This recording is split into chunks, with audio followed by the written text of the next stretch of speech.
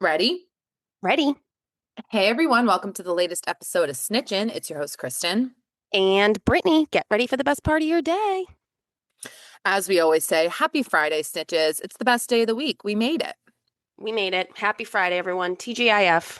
This week flew by for me, but gotta say, it's been like a polarizing week. I've been very like on edge this week, just like annoyed. And then I've had some great moments. So I don't know. I'm just hoping for a great, relaxing weekend. How about you? Yeah. My week's been fine. Honestly, I just can't believe it's the end of July. I feel like July is the fastest month of all No, time. truly. I guess after August. Yeah. Flipping away like a bottle of wine, you know. Slipping away like a bottle of wine. I will say one of my highs this morning, I have to say, as a Big Brother stan, which I've talked about on here, but we don't talk Big Brother. It's 3 days a week. I mean, I could literally have a podcast on Big Brother alone, but I've never like had people to share in my Big Brother fandom with. None of you guys Mm. watch. Nah. None of my family watches besides my Auntie Rena. Shout out Auntie Rena, but I don't see her that often. We don't get to talk BB. And I have two gals in my office that are watching religiously. That's awesome. I love that for you. Thank you, Brittany. And I know that you mean that with your whole Yeah. chest because Yeah. it is truly a delight. Like I walked in this morning and I'm like, did you guys watch the live eviction? Like, what did we think? There was so much to talk about. Jason's Oh, eviction wow. speech, the blockbuster. Like, I mean, just so much. And we just gabbed for like 10 minutes. And I was like, what? This is a joy. The Big Brother fandom runs deep. It might be a smaller audience and more niche audience, but those fans have a high affinity for the show. Oh, yeah. Like the, yes. And, we both love a fandom, stan a Of fandom. course. Yeah. Be proud about what you love. So yeah, that's so true. The BB fans are like super fans. It was actually really funny. I was in a meeting with one of these girls who like technically reports to me, but it's such a small office, whatever. But I had my screen up. We were doing like a one-on-one and I have like access to our company Facebook. So I was going into show something on our company's Facebook, but I log into mine first and then you switch it Mm, over. hmm Of course, she catches me like right when I log in on the big screen. It's like BB spoilers fan club. Is it one of the girls that watches? Yeah, yeah, yeah. Okay. Okay. So, we had a good laugh, but she's not that deep. She just watches the live episodes. And so 30-second overview, Big Brother has live feeds and there's like big fan accounts that give you the spoilers of what's going to happen on the next show before the show airs. So like I already know last night was a live eviction. The, casual viewer won't know until Sunday's episode who's in power next. Your girl's already aware. I already know. Why do you even watch it then? What's the point of watching? Like, especially when you have to invest that much time into it. It is 3 days a week. Well, so there's a few things. One is that like I like seeing I just like spoilers anyway. You know this. No, I know. You do. I do. I always have. I mean, Yeah. like Just I hard for me to don't understand. I think it's hard for a lot of people. Well, so okay, so first off, I like seeing there's so much that happens behind the scenes that doesn't get aired on the live episode. Like a lot of the live episode is like the competitions and them in their like in the diary rooms. And so it's not the actual, conversations that are happening behind the scenes. So Mm. by knowing like who wins, and then there's this one account that I love. Her name is Reality Alley. She is doing God's work. She is watching the live feeds and she is giving daily updates on what's happening. She's recapping. So we're all in the loop of the Let's get her on the conversation. pod. Maybe she'd come on. You guys could talk. Oh my God. Oh, Brittany, I actually just had a physical reaction. I Yeah. oh, oh my God, I don't know if I could interview her. I'd be so like starstruck. She's like a Yeah, I celeb mean, for me. oh, she is. Okay. Well, yeah. I mean, like, you She's guys could not. just talk about Big Brother. It Oh, that'd wouldn't be even so have to be an great. interview. Okay, wait. No, honestly, that's a great idea. I think maybe I will shoot her a message. But yeah, so it's just like about knowing the psychology and like the gameplay. That's kind of the reason why. And it also shows you just how much production does influence, Mm, like yeah. it's a real, you can see it all and hear it all, and then you see what's actually edited. And like, let me tell you, production has a big hand in what's shown. Yeah. It's funny you say that because I was looking at Instagram this morning and I saw this like Instagram of people, I guess they were filming Real Housewives of Rhode Island on Newberry Street. And Oh. they were like someone was filming and there was like, the women that were coming out of store and there was like a camera crew like right in front of them.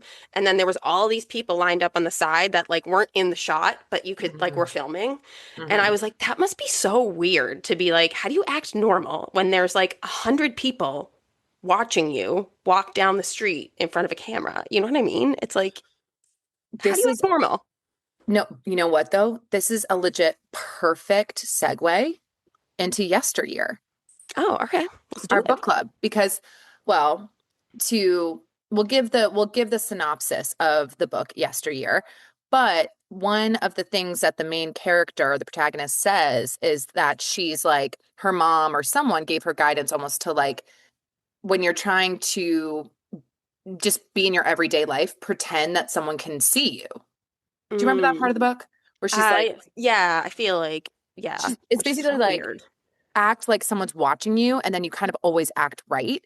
And there Yeah, was like a religious component because she kind of was saying like God's like the number one is like the OG audience. So if you are very true. religious, then like God's always watching. So, but like that was her advice. So, it's not relevant to the plot, but basically the mom of the protagonist says, if you want to like live a good life, whatever, act like someone's watching you all the time, which is kind of what you're describing with the housewives. Like they know that they're always being watched, but they're trying to act normal. That's so strange. Yeah.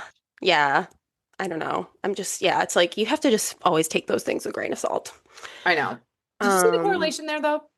yeah, I mean, it's definitely, I feel like the thing about Yesteryear is it's like relevant to like a lot of modern topics. That's like part of the appeal, I think.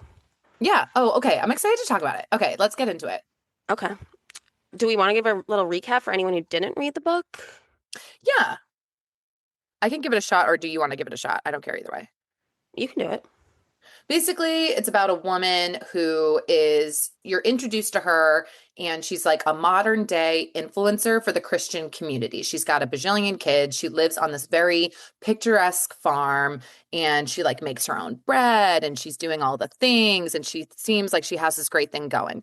Then she wakes up one day and she's transported to the same farm she lives on with a family that looks kind of like her family, not totally her family, but she's in like the 1850s and she doesn't know how she got there. So the whole plot is kind of going between modern day and the 1850s, and you're trying to figure out what happened to her and she's trying to figure out how to get home. Hmm. Mhm, mhm. Cut to big surprise twist at the end. So I don't know where to start. Do we like where do we start? I mean, should we talk about the end? Okay, yes. I feel like that is kind of a something a little polarizing. Yes. But I do think the one thing that is notable to say maybe beforehand though is that like this woman is not a likable character. Oh yeah, no, no. It's like you definitely, I mean, she's kind of funny though. Like it is satirical. So like when you read it from that sense, I liked it a lot more than if you're reading it like normally because I hate when I hate the characters. That's like a big no for me. But yeah, but I mean, she was like, I don't know. There were parts when she was kind of likable or not even likable, but at least you kind of understood where she was coming from a little bit. But yeah, so if you didn't read the book, spoiler alert, in the end, it just turns out that she's like crazy and so she has this producer that she hires, producer Shannon, who ends up sleeping with her husband and I forget what happens. I've read like two books since this. Oh, Well, basically, yeah. Like, so wait, I just want to comment on what you said though about her being, I agree with you. So it's her point of view. The whole thing is told from first person.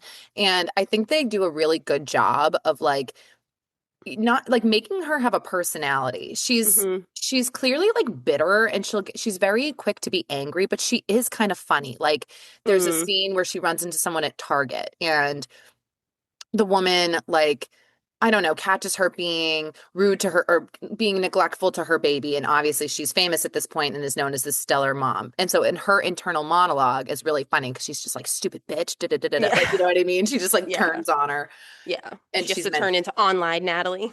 yes, online Natalie. Right. Anyway, yes, so she hires this producer, modern name, Shannon, producer Shannon, ends up sleeping with the husband, like Britt said, and she kind of exposes the Yesteryear Ranch for what it really is. Online, it seems as this wholly organic. Shannon does that. Yes, Yeah. Yeah. Shannon was a follower, but then kind of ends up working for them and realizes that it's not, what it seems. They have workers, they're spraying pesticides, like they're not doing, like the mom's never around. So she exposes this woman for what she is, which sends her into a legit mental break. And she says that, doesn't she say that Natalie like tried to sexually assault her or something? Oh my God, how That did I was the other forget big thing. that? Yeah, I was like, why did it flip onto her? Yeah. Yeah, so that's when she has like this breakdown basically, and apparently goes, I don't know, her mind goes back in time to the 1850s to like their, I guess like because she's been glorifying this like simpler time or whatnot, and like that's what the farm is kind of based on, or at least her perception. But yeah, I didn't totally understand how they pulled it off. Okay, so I feel like we had different reactions to this because I mean, literally up until the very end, you still are trying to figure out how she gets to the 1850s. You Hmm. end up finding out it's that this is all in her mind because she ends up breaking free from the ranch in the 1850s, Natalie, and wanders down the road and ends up finding like her son's house, which has like modern television, and she's like, what's happening? And that's when they break the news to her that that she's been living in modern times this whole time, but they've just been living like the 1850s, not actually in the 1850s. I took it as she didn't like that she had a mental break. I didn't see it like she thought she was living in the 1850s. I think that what happened was like she was trying to regress to be the ultra live off the land, no modern stuff, like organic Hmm. that she almost like that people thought she was. Like Hmm. she was almost Hmm. trying to like to like pivot so far back and lean into that in the hopes that it would make her famous again. Like, okay, I'm going to show you've exposed me for sexual assault, which obviously that was the biggest one. I forgot about that. But also like not, really running like a true, farm to table Yeah. operation. So I'm going to go and revert, all the way back to like, the 1850s days. That's kind of what I thought. And then I think she just Yeah. got like lost in it. I know, it's just strange like how the whole family went along with it. Like her husband also moved into the 1850s too, and then they had like what, four more kids I that know. were in the same gender order and look all like her other kids. I mean, it's a little far-fetched if you ask me. I thought that was a little weak. I personally like I hate an unreliable narrator. Like every book I read that is like that, I don't like it because I feel like it's just a cop out. It's like That's I so got tricked. interesting. I'm investing time into this book. Like, I don't want it to get to the end and be like, oh. And like, not for nothing, but they marketed that book as being like a lot more about like the 1850s portion than I feel like there actually was. Like, that was like those chapters were always so short. I don't That's true. know. That's true. That's really I so didn't see it. Like I get what you're saying, the unreliable narrator, you feel like you're getting tricked. I almost like I don't think it is a tricked. I was like, "Oh, that's so smart." Like Yeah. I I immediately didn't know. I had no idea what was going on up until the end. Like, and so I'll give I her that. never would have guessed that to be like I assumed we would be in some type of sci-fi situation. Like there would be a door portal or something that she would find. I did not think that this was like a mental health issue. Yeah. Yeah. Same. So But I kind of liked being surprised that way. And it sounds like you didn't. But I also get what you're saying about it being far-fetched. I hadn't really thought like that through. yeah, like how did they get all these people to go along with it for years? Like it had to have been at least 10 years. She had four kids. Well, so okay, I think for that, like the kids, so that was another thing. So she has kids in modern day. She has four kids.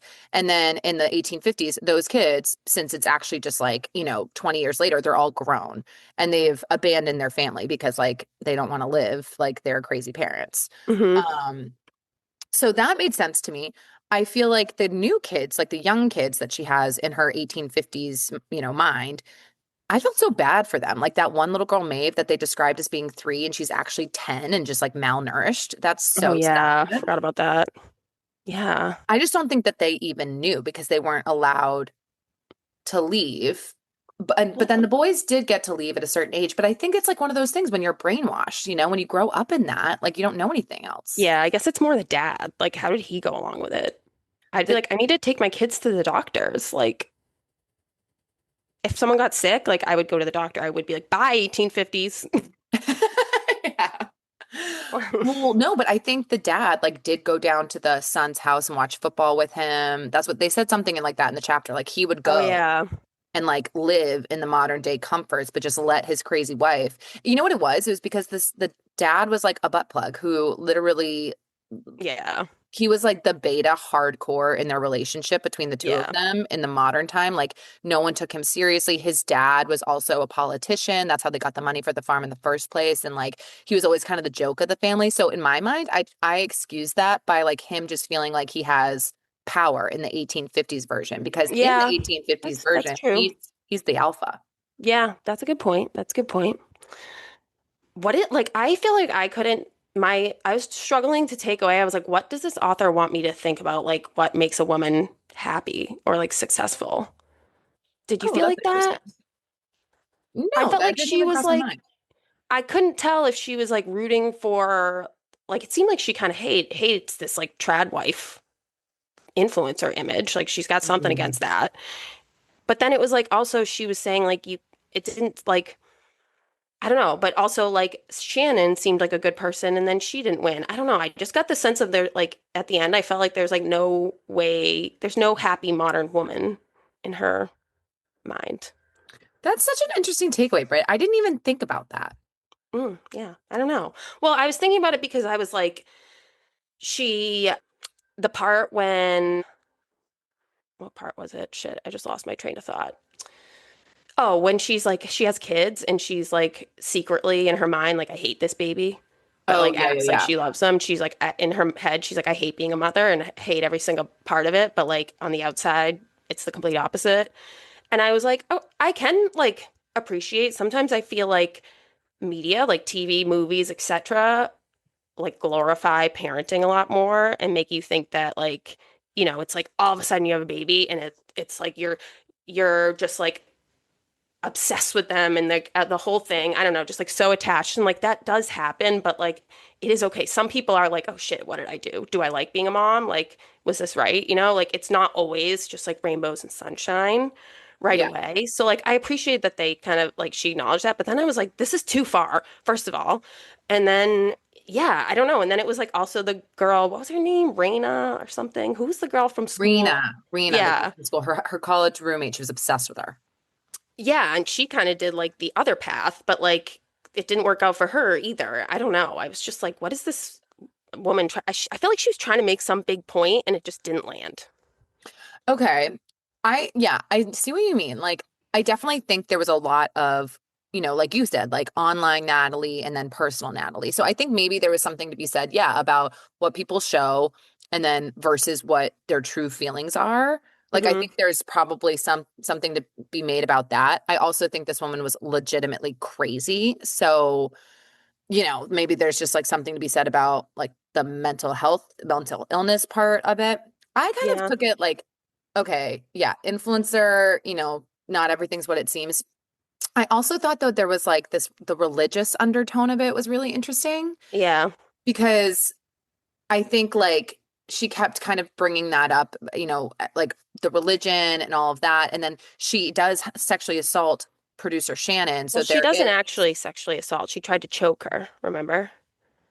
Oh, I thought that there was something said that she did. Like, I thought it was assumed that she was actually like gay, but it was closeted.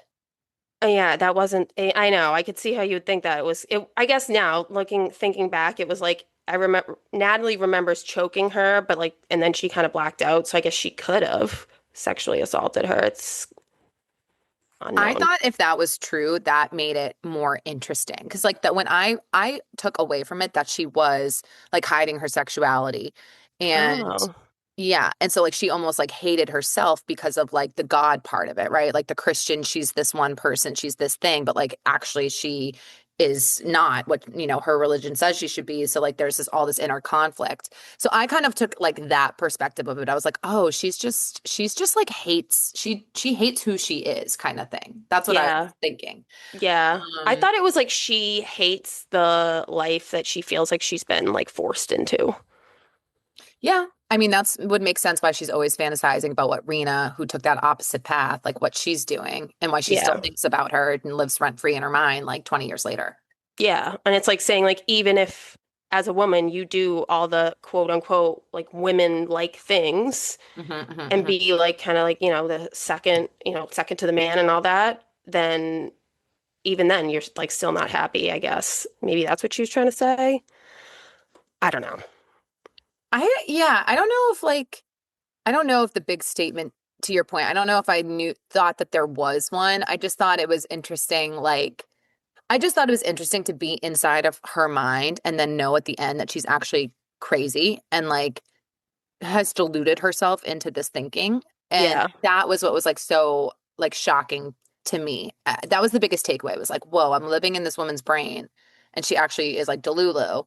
But I was totally thinking what she was thinking. Like I was thinking she was in the 50s, 1850. Yeah. Like and then just why she got there, I think was like the other part of it of like, yeah, the what's true, what's not, what's public facing, what's internal, all that stuff. Yeah. Yeah.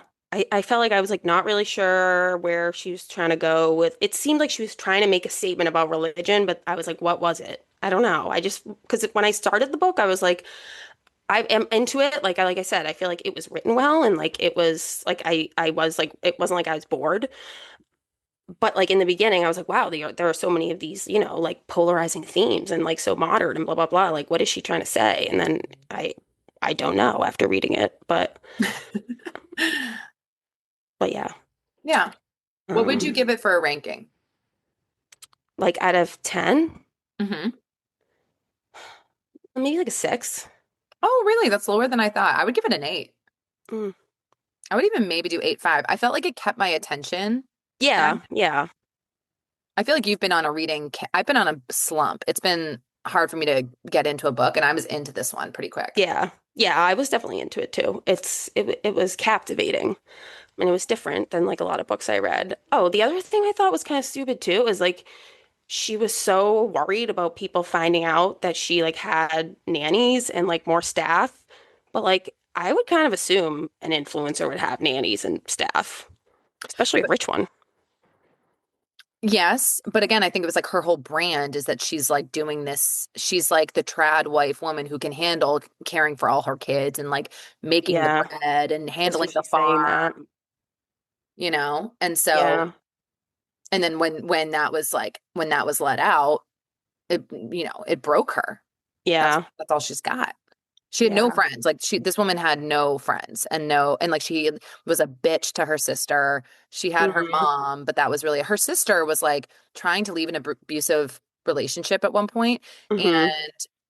the main character is like telling her, "Don't leave. Like, what are you gonna do? You're an idiot. Like, you're gonna be, basically like you're gonna be impoverished without a husband." Like, it was just so that scene. I was like, "Whoa!" That was maybe one Yeah, of the most like when I disliked her, one of the most in the book.